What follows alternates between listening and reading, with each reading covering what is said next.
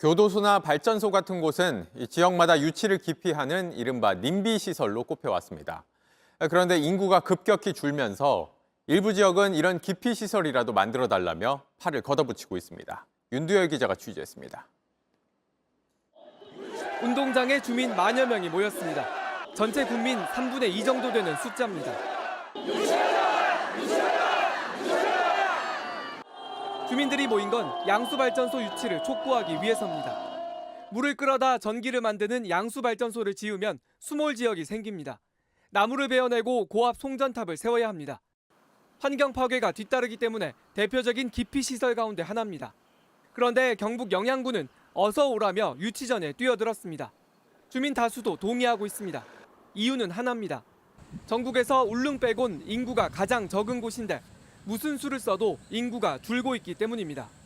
우리 영양군 지도가 10년 뒤에 대명 지도에 남아들지는 그것도 장담할 수가 없습니다. 우리는 뭐라도 해야 합니다. 양수발전소 유치전에 뛰어든 곳은 전국 5곳. 인구 4만 명대의 경남 합천을 빼면 1에서 2만 명이 사는 작은 지자체들입니다. 기피시설이든 뭐든 지역에 뭐라도 있어야 발전소 직원이든 손님이든 찾아온다는 계산을 하는 겁니다. 경북 청송은 모두가 기피하는 교도소 유치를 원하고 있습니다. 여자 교도소를 짓겠다고 법무부에 요청했습니다.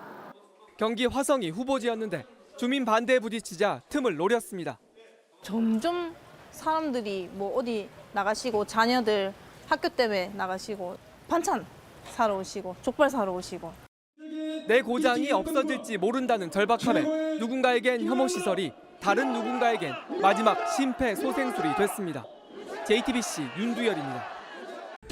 경남 거창군 가북면 우회마을로 들어오자 작은 가게들이 나타납니다.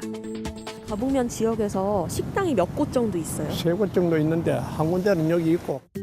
수요가 적다 보니 음식을 시켜 먹는 것도 어렵습니다. 배달 앱엔 주문할 수 있는 식당이 없다고 뜹니다. 가북이요? 예. 저희 가북까지는 배달이 안 돼요. 전에 한번 보니까 택시로 배달시키더라고. 극장에서 문화생활은 즐길 수 있을까? 점을 썰면 갈까? 우리들 안 가봤어. 지금 저희가 있는 곳은 이렇게 파란 점으로 표시가 돼 있습니다. 그리고 가장 가까운 영화관은 이곳입니다. 거창군 거창읍에 있는데요. 지도로만 봐도 상당히 거리가 떨어져 있는 걸 알 수 있습니다. 이 영화관에 가려고 하면 버스를 타라고 나옵니다. 매일 배차 간격이 4번이라고 뜹니다. 자세히 살펴보면 실시간 정보가 제공이 되지 않아서 버스가 어디에 있는지를 알 수 없습니다. 여기 있는 버스 정류장 안내판도 마찬가지인데요. 잠시 후 도착하는 버스 정보 전혀 없습니다. 버스가 언제 올지 알 수가 없는 겁니다. 시간 맞춰 버스를 타고 구비구비 40분 넘게 달려 시내에 내렸습니다. 저희가 제일 빨리 시작하는 영화를 예매했는데요. 끝나는 시간이 저녁 7시 48분입니다. 마지막 버스가 6시 반에 떠나기 때문에 대중교통으로 다시 돌아가려면 이 영화를 볼 수가 없습니다. 도시에서 누리는 생활이 당연하지 않은 이곳. 40년 전엔 4,300명이 살았지만 지금은 1,400명으로 줄었습니다. 고령 인구 대비 젊은 여성 인구 비율이 낮으면 소멸 위험 지역으로 분류되는데 가북면 같은 소멸 위험 지역은 전국 읍면동 1,800곳이 넘습니다. 젊은 사람들한테 뭘 좀 잘 해줘야 농사 짓고 애들 키우고 하는데 정부의 뒷받침이 안 되잖아. 공장 같은 거 이런 게 도와야 되지. 면사무소, 보건소 같은 거 있으니까 공무원들이 많이 오시거나 하시는데 그거 아니면은 딱히 이제 할 게 없거든요. 일자리가 없는 데다가 교육 여건도 좋지 않다 보니 젊은 층들이 계속 마을을 떠났습니다. 중학교 분교도 2008년 문을 닫았습니다. 하나 남은 초등학교가 사라지는 것만은 막기 위해 지자체는 안간힘을 쓰고 있습니다. 7년 동안 무상으로 거주를 하실 수가 있습니다. 군에서 일자리도 소개를 시켜주거든요. 작은 결실도 있었습니다. 교육 프로그램이 좋은 학교로 조금씩 알려지면서 다른 지역에서도 찾아오고 있습니다. 방과 후 학교 과정 프로그램을 7개를 운영을 하고 있는데 프로그램에 대한 만족도도 상당히 높습니다. 다만 이 학생들도 졸업을 하면 중학교는 이웃마을로 다녀야 합니다. 일자리도 교육 여건도 지자체의 노력만으론 한계가 있습니다. 그런 건 여기 없다, 안 된다. 이 마을에서 가장 많이 들은 말이었습니다. 하지만 거스를 수 없을 것 같아 보이는 흐름을 바꿔보려고 애쓰는 모습도 만났습니다. 10년 뒤 이 마을의 모습은 어떻게 달라져 있을까요? 달라질 수 있을까요? 밀착 카메라 이희령입니다. 지방소멸 대응기금이라는 게 있습니다. 지방인구 감소에 대응하자는 기금인데 매년 1조 원 규모입니다. 그런데 각 지방자치단체가 이 돈을 각종 관광사업에 쓰고 있었습니다. 더욱이 행정안전부는 정작 이 돈을 난임시술에는 쓸 수 없도록 했습니다. 인구 감소 막자는 돈 아니었나요? 먼저 하예빈 기자입니다. 전국 지자체가 행안부에 낸 지방소멸 대응기금 사용 계획서입니다. 해안정원 조성, 호텔 캠핑카 사업 등 관광사업이 눈에 띕니다. 2022년에만 500개가 넘는 계획서 중 문화, 관광 분야만 130건에 달합니다. 지방소멸 대응기금은 지방인구 감소에 대응하려는 목적으로 조성된 정부 예산입니다. 그런데 행안부는 상당수가 관광사업인 계획서를 바탕으로 지난해 9월과 올해 1월 두 차례에 걸쳐 지원금 2년치를 배분했습니다. 지금까지 들어간 돈만 2조 원에 달합니다.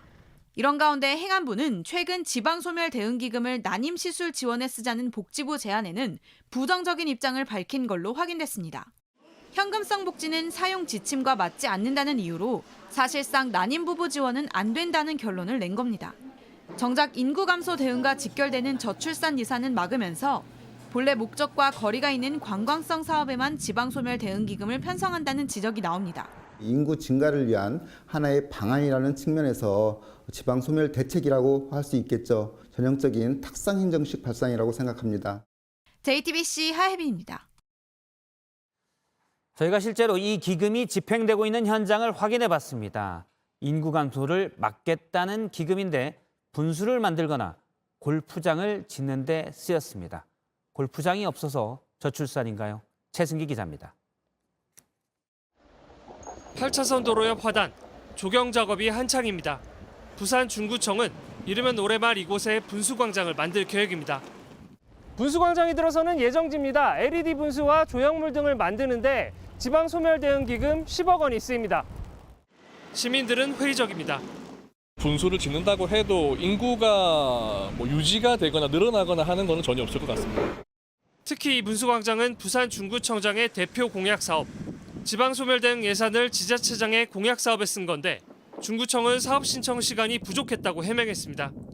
그렇게 길지 않은 시간을 주면서 내려오다 보니까 공약사항을 꼭 하려고 했다기보다 골프장 조성도 지방소멸 대응책으로 둔갑됐습니다. 충남 논산시는 지방소멸 대응 기금으로 파크 골프장을 만들 계획입니다. 10여 미터 떨어진 곳에 이미 총 3만 제곱미터 규모의 파크 골프장이 2개나 있는데도 10만 제곱미터 규모의 파크 골프장을 추가로 짓겠다고 20억 원의 예산을 받았습니다. 인구가 줄어드는 걸 막기 위해 골프장을 더 짓겠다는 취지인데 주민들은 이해하기 어렵다는 반응입니다. 두 군데만 있어도 내가 보기에는 충분히 그렇게 사람 많지는 아니야. 약 8억 원이 들어가는 강원도 철원군의 모노레일 차량 증설 등 복합문화공간 구성도 지방소멸 대응 방안의 일환. 본래 목적과 무관한 곳에 기금이 들어간 것 아니냐 지적에 행안부는 마땅한 지방소멸 대책을 찾기 어려운 지역도 있는 게 사실이라며 개선 방안을 찾겠다고 했습니다. JTBC 최승기입니다.